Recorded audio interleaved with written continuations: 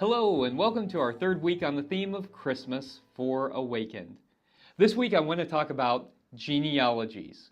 Yes, lists of names. I know it's boring, and if you're anything like me, when you're reading the Bible and you come across a genealogy, maybe you just skip over it and get to something more interesting.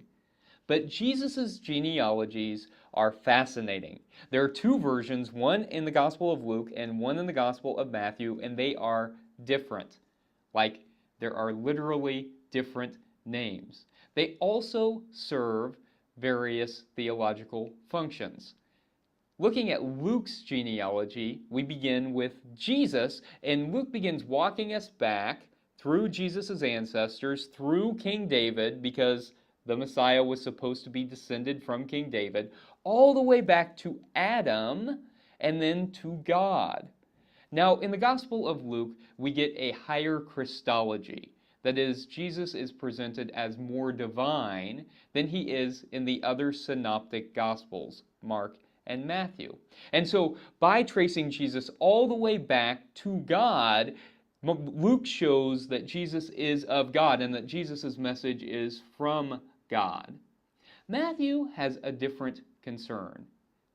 As you remember from last week, Matthew is primarily focused on showing that Jesus is the fulfillment of Hebrew Scriptures, that Jesus is the Jewish Messiah. To do that, Matthew begins not with Jesus, but with Jesus' ancestor, Abraham. We begin with Abraham, the father of the ancient Israelites, and then walk down through King David all the way down to Jesus. But there's something else that is incredibly fascinating about Matthew's genealogy, and this is what I want to spend some time with. Matthew includes 5 women in his genealogy of Jesus. Now, this wasn't something that you did in ancient genealogies. You traced the person through their male relatives, not through female. And so it's an intentional choice on the part of the author of the book of Matthew to include women in the genealogy. What's more, each of these women was surrounded by some sort of sexual scandal. Let's take a look. The first to be mentioned is Tamar.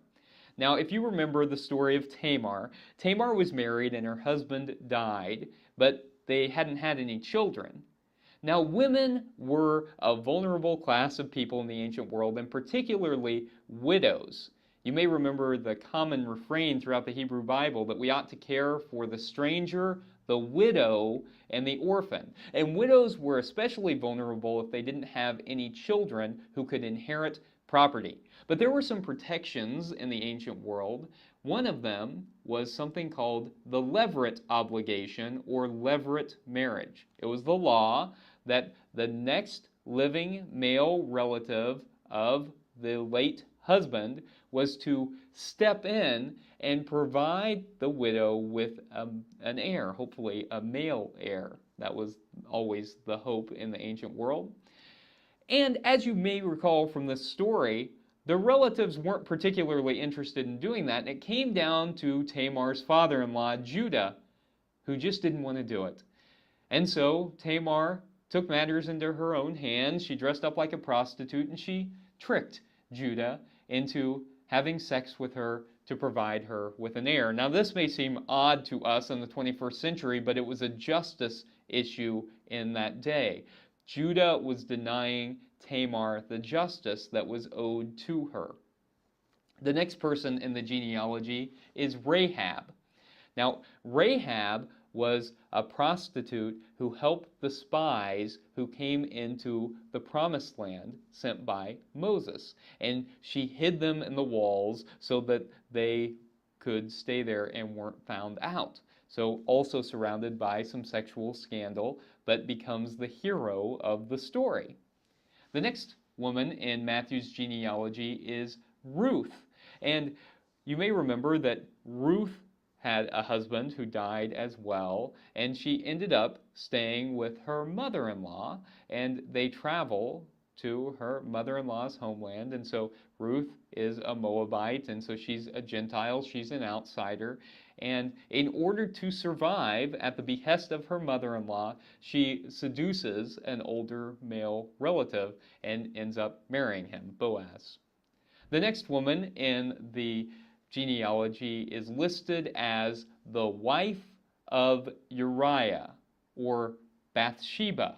Now it's interesting that she is not listed by name, but I think it's significant because in Bathsheba's story, David sees her bathing on the roof, and Bathsheba is already married, but that doesn't stop King David. He wants to be with her, and so he sexually assaults her. Again, a woman who is the hero of the story, because in this rare instance for King David, he is not the hero. He is presented as the villain, who then ends up ensuring that Uriah dies so that he can marry Bathsheba. And then the final woman who is listed in Jesus' genealogy is Jesus' mother, Mary, who was an unwed teen mother. And as you may recall, in the Gospel of Matthew, an angel specifically comes to Joseph and asks him not to dismiss Mary because she is pregnant out of wedlock. And so you see, it's interesting that Matthew has chosen to include all of these women who were surrounded by some sort of sexual scandal because Matthew is showing here that Jesus has a special concern for those who are in vulnerable situations. It also shows that God ends up using unlikely people to become the heroes of God's story.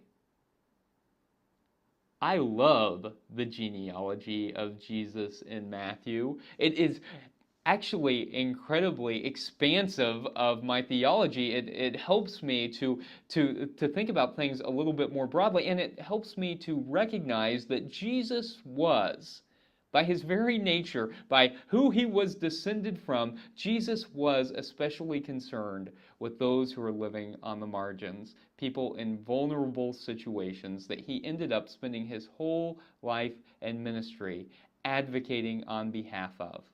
And that gives me a bit of joy.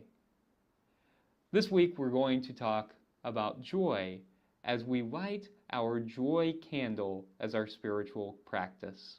Will you join me?